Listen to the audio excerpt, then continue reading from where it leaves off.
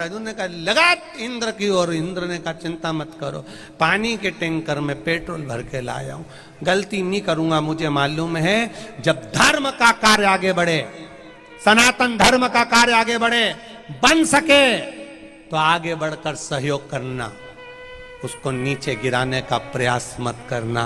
पर दुनिया के कई लोग ऐसे हैं जो सनातन धर्म को भी नीचे गिराने का प्रयास करते हैं, और उसको भी कहीं ना कहीं हमारा धर्म आगे बढ़ रहा है तो लोगों का हृदय जल रहा है। ये कैसे हो गया, वो कैसे हो गया, सत्संग कैसे हो गया, लोग मंदिर क्यों जाने लगे, मंदिर में जल क्यों चढ़ाने लगे, जरा जरा से बच्चे मंदिर जाने लगे, लोगों को टेंशन होने लगा।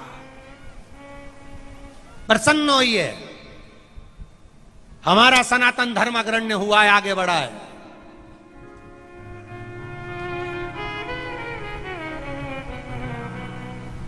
ये किसान बहन और भाइयों से ही तो सीखने का हमको मिलता है। भूमि को हल भी चलाता है किसान तो पहले पृथ्वी माता को नमन करता है, मां तेरी गोद में हल चला रहा हूं, कृपा करना मां। अगर गांव में कोई तकलीफ होती है तो गांव के बाहर जाकर भोजन बना लेता है, खेड़े पर जाकर रोटी बनाकर भगवान को भोग लगाता है कि तेरी कृपा बनाना गांव सब सुखी रहे, सर्वे भवन्तु सुखी। ये शिव कृपा नहीं तो और क्या है। देवहूति माता को कपिल देव जी महाराज ने ज्ञान प्रदान करा, और बड़ा प्रबल ज्ञान कपिल देव जी महाराज माता देवहूति को दिए, बड़ा प्रबल ज्ञान दिए, बड़ा प्रबल।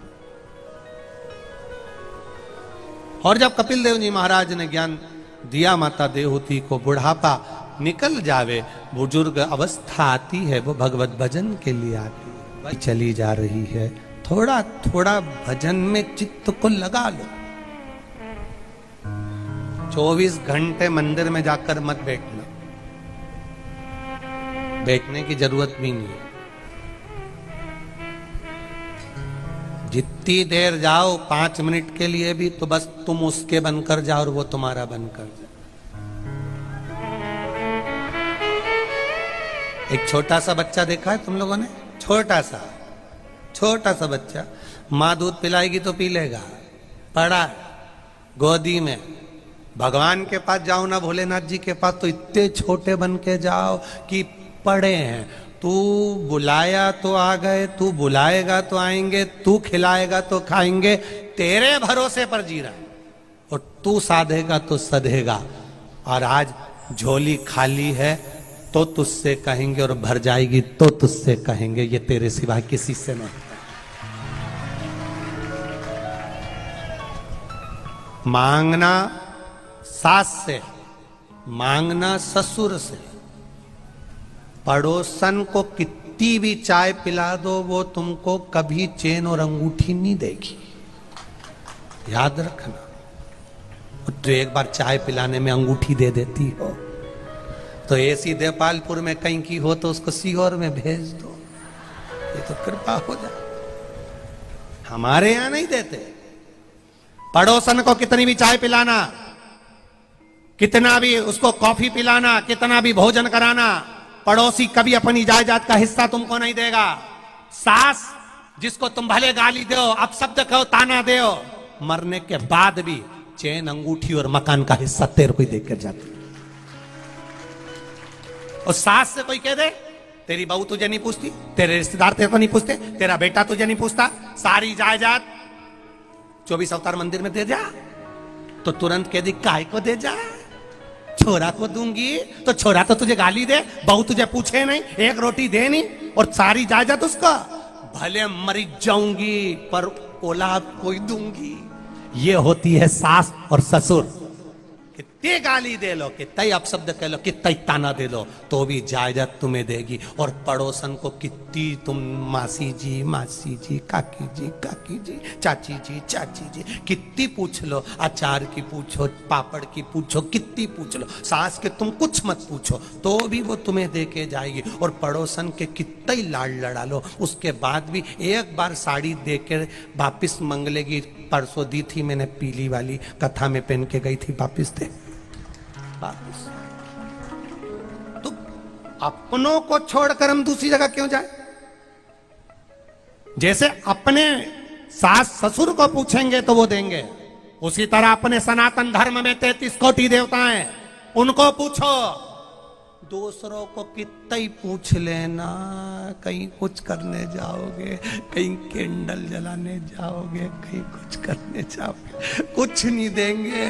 देगा तो ये महादेव ही देगा, इसके सिवा कोई नहीं देगा। जाए चले जा। दुनिया भर में दूर के ढोल सुहावने,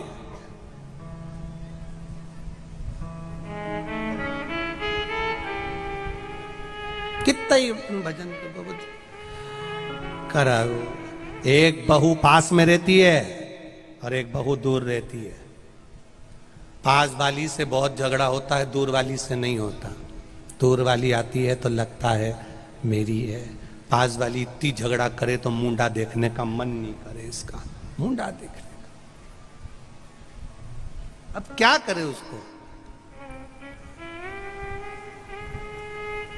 पर दुख की घड़ी में जब आएगा दुख का समय,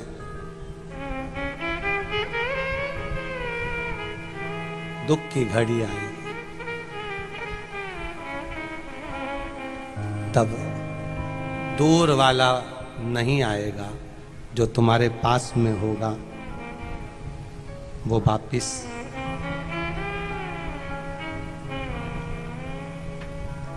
आएगा जरूर।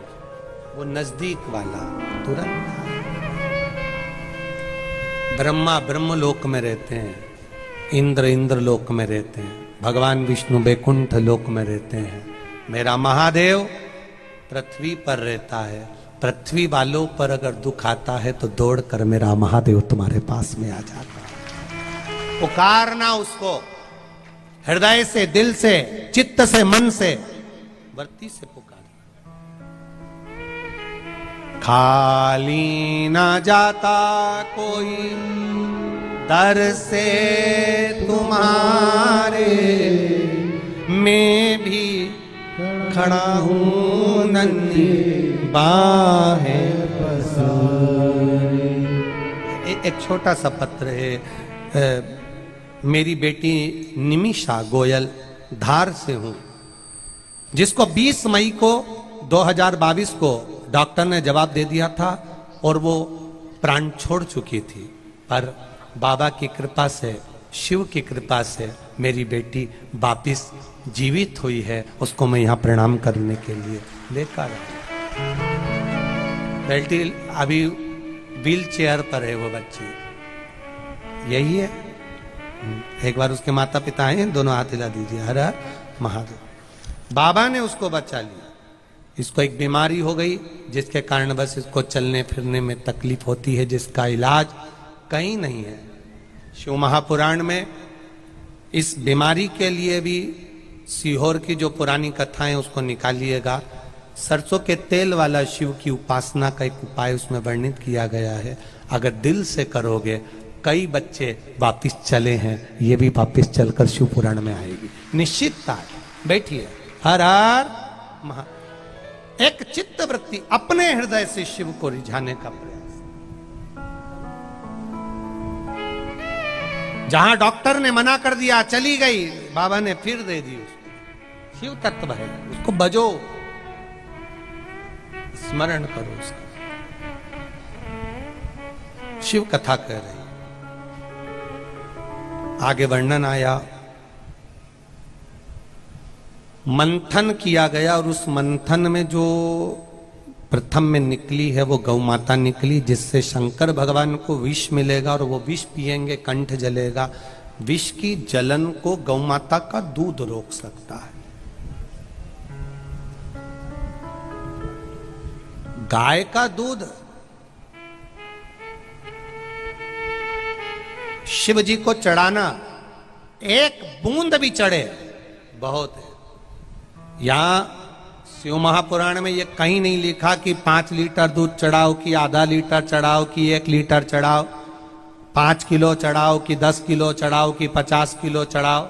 शिव महापुराण में एक भी जगह नहीं लिखा। शिव महापुराण में तो इतना लिखा है कि शंकर भगवान के कंठ की जलन को शांत करने के लिए जया जो 5 गौ माता प्रकट हुई, सुरभि, सुशीला, बहुला, ये जो 5 गौ माता प्रकट हुई थी, इनके दूध से उनको अभिषेक किया गया, जिससे उनके कंठ की जलन समाप्त हुई।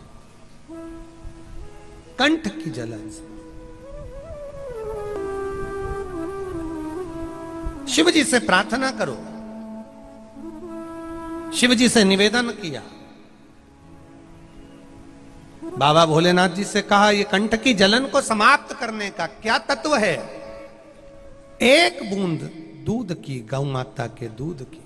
भगवान कभी नहीं कहता 1 litre, 2 litre, 5 litre, 10 litre, 25 litre. Shiv ji ने कभी नहीं कहा। शंकर जी तो कहते हैं, मेरे मंदिर में अगर आ रहे हो, तुम्हारे पास में जल भी नहीं है, बेलपत्र भी नहीं है, धतूरा भी नहीं है, चावल भी नहीं है, तो मेरे मंदिर में मात्र साफ कर गए। साफ करने के लिए भी एक पत्र बड़ा सुंदर आया है। मैं भूरी, गांव घाटा बिल्लो, जिला धार से हूं गुरुजी। मैं शिव जी के मंदिर में झाड़ू पोछा कर देती हूं गुरुदेव। मेरे पति को 8,000 रुपए की नौकरी थी मात्र। गुरुजी, मंदिर में जाती, झाड़ू पोछा कर दी, बाबा से बस कुछ नहीं मांगती, इतना जरूर कहती कि हम सबका पेट भरते रहना बाबा। बाबा की कृपा, घाटा बिल्लोद के शिव मंदिर में जाकर झाड़ू पोछा का जो क्रम चालू करा गुरुदेव, उसका कृपा ऐसी हुई, पति की 8,000 की नौकरी थी और एक सोमवार से एक सोमवार तक मैंने केवल कार्य किया और बाबा ने मेरा हाथ पकड़कर पति को 18,000 रुपए की नौकरी प्रदान कर दी। मैं शिव जी को धन्यवाद देती हूँ। बाबा कहीं बैठी हैं भूरी जी? आप ही हैं? दोनों हाथ हिला दो एक बार। हर हर महादेव। शिव तत्व की प्राप्ति हो। बैठी है शिव की प्राप्ति। कई कई पत्रों में लोग लिखते हैं, महाराज जी हम झाड़ू लगाएं, पोछा लगाएं, तो लोग हंसते हैं। हंसने दो, आग लगे बस्ती में, अपन रहो मस्ती में। जल का पात्र लेकर जाओ, शिव जी को जल चढ़ाओ, थोड़ा सा जल हाथ में झेलकर पात्र में वापिस डालकर ले आओ, घर पर आकर सबको दो, 2-2 बूंद दो, पर दो, हिलाओ।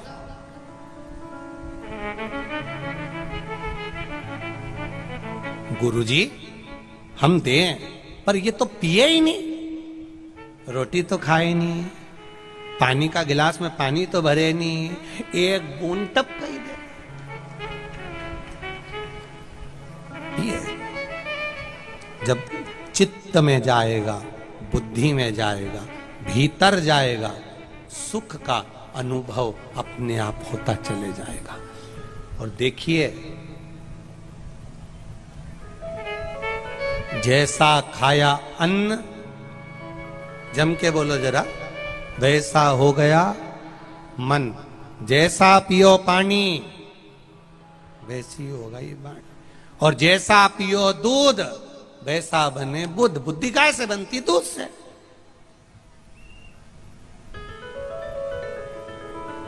पहले गाय का दूध पीते थे तो गाय जैसे निर्मल रहते थे। आज के जमाने में भैंस का दूध पीते हो तो भैंस के आगे कितनी बीन बजाओ, ऐसे तुम्हारे आगे कितनी बजाओ।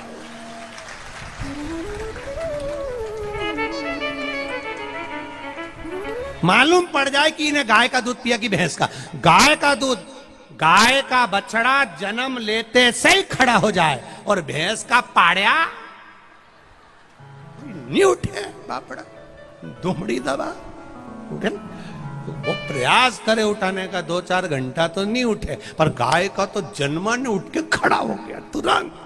और भैंस का उसी तरह, गाय का दूध पीने वाली माताएं, गाय का दूध पीने वाला छोरा छोरी अलग दिख जाए। जैसे ही माने का जा रे छोरा पानी भरला अंदर से, 1 मिनट में जाए ने लिया है, क्योंकि गाय का दूध पिया है। और भैंस का दूध पीने वाला छोरा छोरी इसके जा पानी लिया। रविवार को जन्म हुआ, सोमवार को बड़े हुए, मंगलवार को ब्याह हुआ, बुधवार को बच्चे हुए, गुरुवार को बीमार पड़े, शुक्रवार को हॉस्पिटल गए और शनिवार को सीताराम हो गए।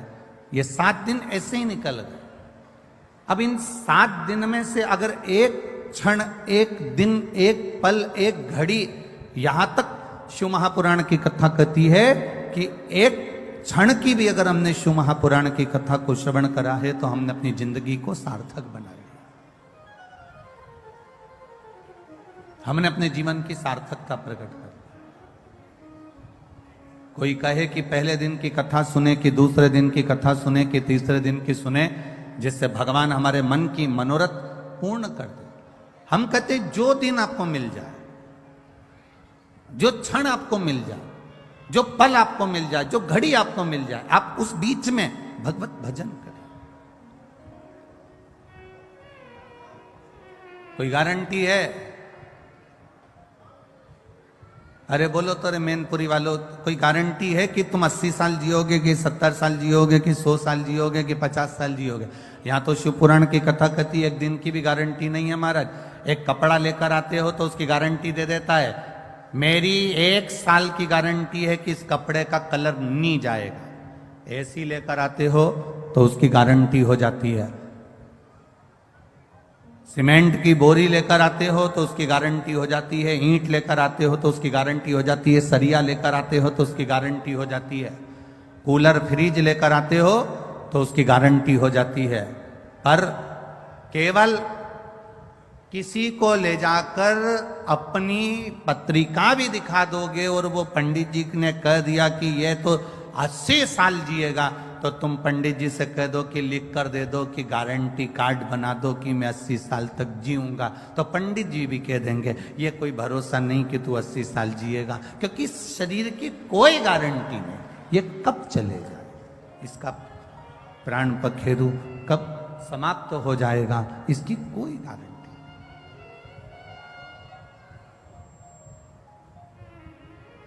कब प्राण छूट जाएंगे, कब चले जाएगा, इसकी किसको गारंटी। पहला दिन मिले तो भी भजन करिए, दूसरा दिन मिले तो भी भजन करिए, तीसरा दिन मिले तो भी भजन करिए, चौथा दिन मिले तो भी भजन करो, 5वां दिन मिल जाए तो भी भजन करो, 6ठा दिन मिल जाए तो भी करो। जो समय हमें मिल रहा है, जो पल हमें मिल रहा है, जो समय हमको प्राप्त हो रहा है, उसमें भगवान का भजन करिए।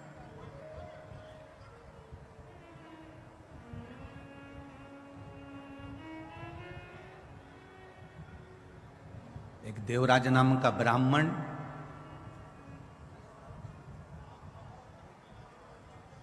जिसने कभी शंकर भगवान के मंदिर का द्वार नहीं देखा, कभी नहीं गया,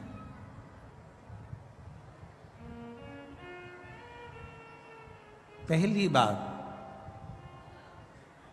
चोरी का सामान लेकर शिव जी के मंदिर में पहुंचा, पहली बार। आप में से कई लोग ऐसे होंगे जो पहली बार शिव महापुराण की कथा में पहुंच रहे होंगे। अब एक अंदाजा लगाना कि वो तो चोर था, ब्राह्मण के घर में जन्म जरूर ले लिया था उसने, पर उसने चोरी का धन लेकर अपने पास में रखकर चोरी का सामान लेकर शंकर के मंदिर में पहुंचा था।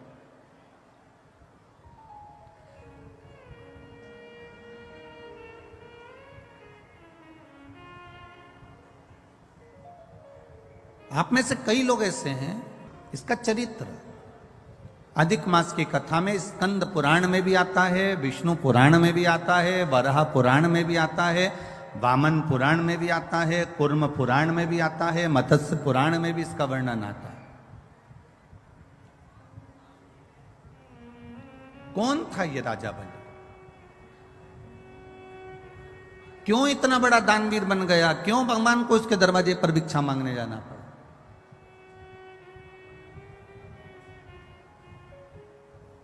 एक जुआरी था ये, बहुत बड़ा जुआरी, केवल जुआ खेलता था।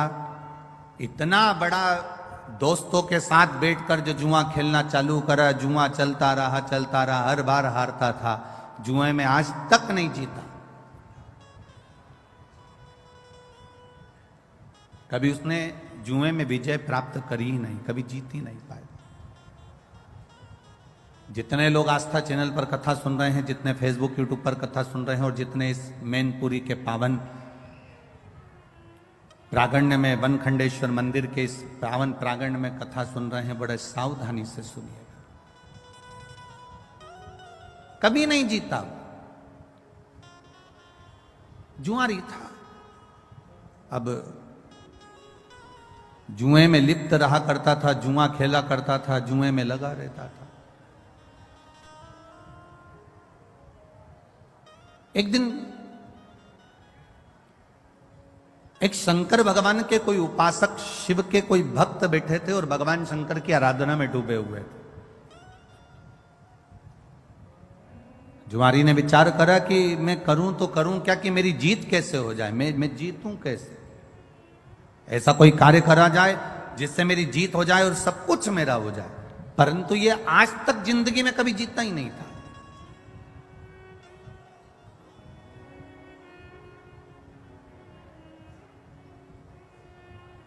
कभी कभी भगवान की ऐसी कृपा हो जाती है, प्रभु की ऐसी दया हो जाती है कि अगर किसी सेठ जी के यहां कोई द्वारपाल काम कर रहा है